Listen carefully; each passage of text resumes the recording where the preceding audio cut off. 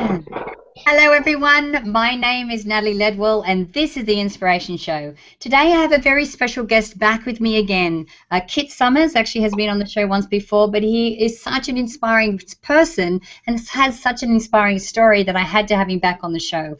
And today, we're going to be talking about his second book, Your Brain, and how sometimes the stories that we tell ourselves really is what's inhibiting us from really being, showing the potential that we really have. So, hello, Kit. How are you today? Hi, good to talk with you again, Natalie. Yeah, it's always great to talk to you, darling. So, for those people that maybe not saw the previous show with you, can you just quickly go over your story and Okay. how you got into what you're doing now? Yeah, I've been told it's quite interesting. Anyway, I worked up to be a world-class juggler. I was, um, practice hard and really use my mind correctly to improve my juggling. And I had gotten to the point where I had a world record in juggling. I was performing at Bally's Casino, Atlantic City. It was, big time. And then one night, while walking to the show in a tough rainstorm, I was hit by a truck, and as a result, I was in a coma 37 days. And I didn't just wake up and say, "What is breakfast?" But woke up and relearn how to walk and talk and juggle, basically everything physical, because I knew what to do in my mind, and how to do these things. So I came back from that, and I spoke and traveled some. I wrote 5 books. And then in 2010, I was riding my bike, and I saw a truck come toward me. He got in the left-hand turn lane, and I thought, no, not again. So after he plowed through me, I broke my clavicle, my knee, and 3 ribs, and so in the hospital and rehab again for some months. And so some devastating things have occurred in my life, and not my fault, but that's just life. And so now I'm writing a series of books to help people to live a better life, to see life. It's how we picture and vision life, our own life, and the way life is led that brings up success or failure, and certain attitude that we have to develop. Yeah, I know. And what I love about you and your story is that you don't give up and that you keep moving forward. But the research and the books that you are writing are really designed to help a lot of people. So tell me about the book The Brain. What was your motivation behind writing that one? What happened was, Nellie, I had one book I was working on. It was like it got to be like 800 pages, and I thought, wait a second, this is too big to comfortably read. So I actually broke the book down into 5 books, and the second book is Your Brain. I don't know if you can see it here, but people can go to my website and take a look. But in Your Brain, I studied and learned much about using our brain in a better way. And some of the chapters I have is what's happening between your ears, it's your show, your brain's a computer, wolves damage to the brain, changes, choices, and challenges, self-talk in the subconscious mind, speaking ability, and I forget what's next. And so I cover suggestions, ideas on how to speak more fluidly, to be crisper and more clear, because I basically had to relearn, how to speak. Because at first I had a lazy mouth and I kind of slurred my words and so on. But we can still force ourselves to open up and speak clearly. And because I've learned that if you learn the language well, learn to write well and speak well, you'll go much further in life. So really need to study language, and it'll add so much to your life. And then another chapter I have in here is on memory, on because after my accident, I had short-term memory problems for a time, and I developed and learned ways to remember better, and then we can all find a better memory. Absolutely. So, what role did you think your brain played in you being able to recover and come back? I think perhaps I got it from juggling, but I've always had a drive for excellence. And with juggling, there's no limit to the level you can reach in juggling because there's always one more prop or one more trick. And so I applied the same idea to life because it seems to me like that so many people aim for mediocrity in life. They go for the what's easiest and don't try again and any more than that. And if we go aim for excellence in everything we do in every detail, it can benefit our life so much. We have a choice. We have a choice to go for mediocrity or go for excellence. And if we go for excellence in every little detail of what we do and how we think, that will transfer over to our whole life and make it a wonderful thing. So it's a great habit to get into is going for excellence above mediocrity. Okay. So I know that you mentioned juggling because that actually takes quite a bit of, brain capacity to be able to do that. It's like learning a new language or learning a new, a musical instrument. So do you think that was really helpful for you to be able to, be able to get your speech back and to be able to get your mobility back? Do you think that was, very important? I truly believe juggling benefited me through the accident and my recovery. Because with juggling, you use both sides of your brain, and along with learning the tricks, you have to learn to perform too. And so there's so many intermixed things in the skill that really helped me. And I think juggling is a skill that anyone can learn and do. You can start with just juggling scarves, or instead of scarves, you can use like the plastic bags you get from a grocery store. They float too. They make it easier. So anyone can look up on YouTube how to juggle 3 scarves or how to juggle 3 balls and learn to juggle. It's fun. It's actually good exercise too. It's an aerobic exercise that can benefit you, physically too. Right. So we should start with something like balls or bananas rather than swords and knives straight away. Yeah, live frogs are not good to start with. Yeah. Now, I know that you're mentioning one of your chapters in the book is about the subconscious mind. So, how much of a role does that play in our everyday life? Oh, it's so important. It's what you tell yourself is what will make your life come true. It's what we tell ourselves.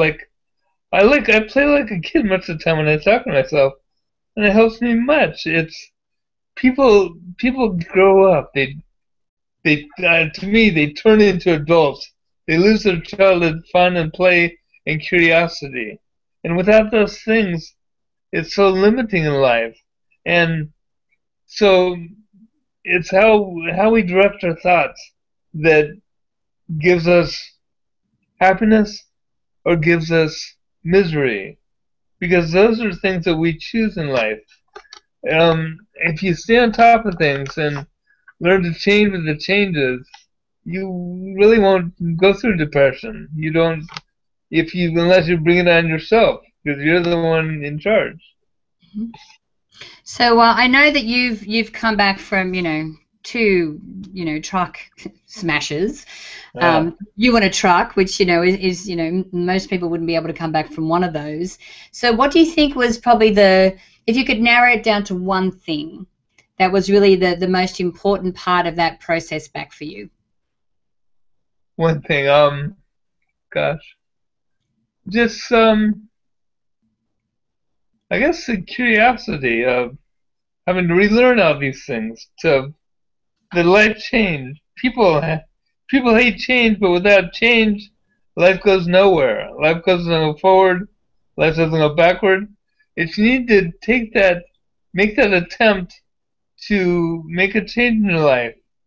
If it doesn't work, well then try a different way or give up.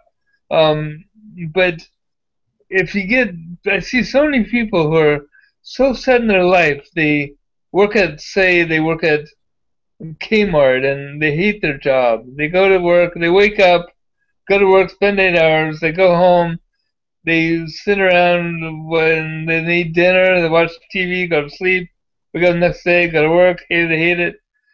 We have a choice how we like things. And the person who doesn't like their work, one suggestion I have is learn every detail of that job, whatever it is.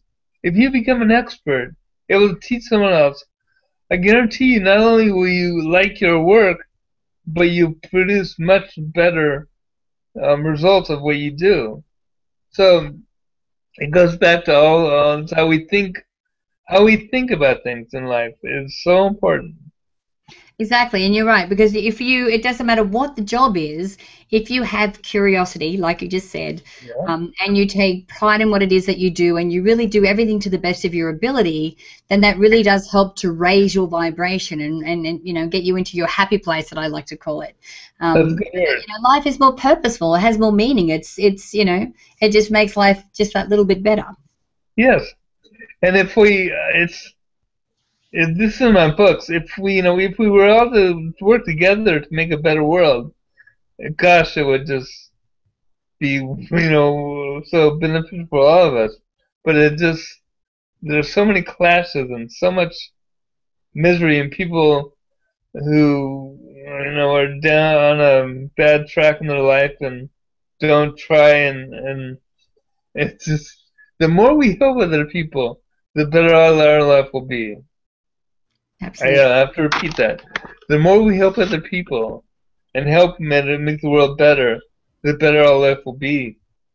Has that been that way for you at all?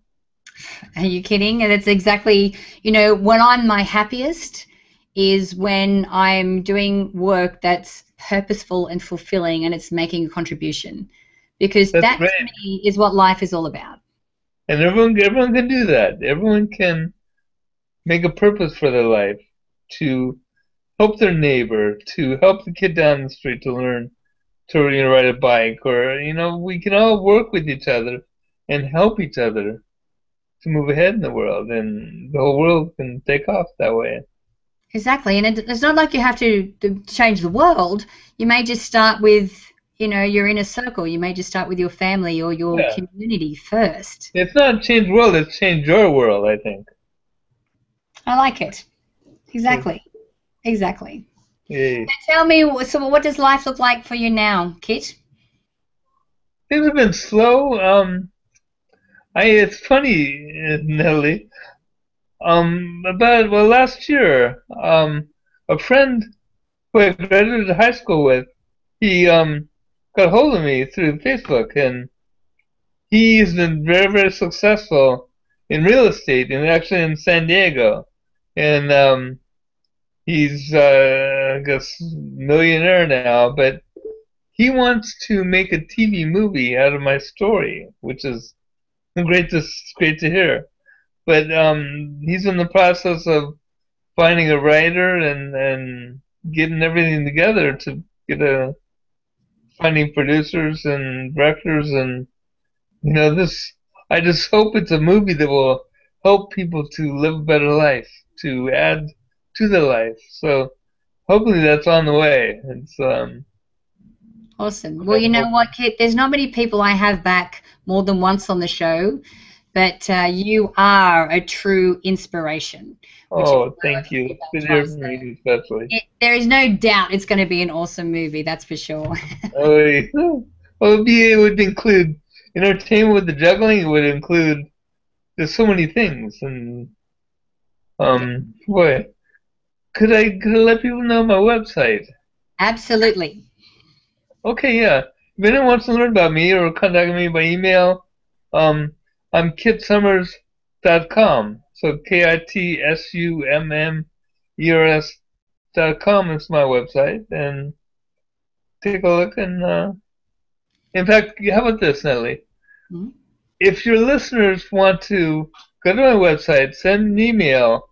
I will reply and I'll attach my first book in the series called Accident. Okay, so as a gift for your listeners, if they go to my website, send me an email, I'll write back to them and I'll send my book called Accident. Thanks, Kit. That is exceptionally generous. So, guys, make sure Oh, that you go to kitsummers.com, or if you click on the banner to the side, there you'll go straight through to Kit's website from there. So, yeah. thank you, Kit, for joining me for today. It's always a Yeah. pleasure talking to you. So good talking to you, Natalie. It's awesome. Now, guys, I Bye. encourage you to share this video. You can do that by clicking the Facebook and the Twitter share buttons on this page. Also, download the app if you haven't done so already, so you can watch the shows on the go. And make sure that you put your email in the box on this page so that I can send you the Manifesting with the Masters video e-course. It's actually valued at $87, and I would love to send it to you for free. So until Bye. next time, remember to live large, choose courageously, and love without limits. We'll see you soon.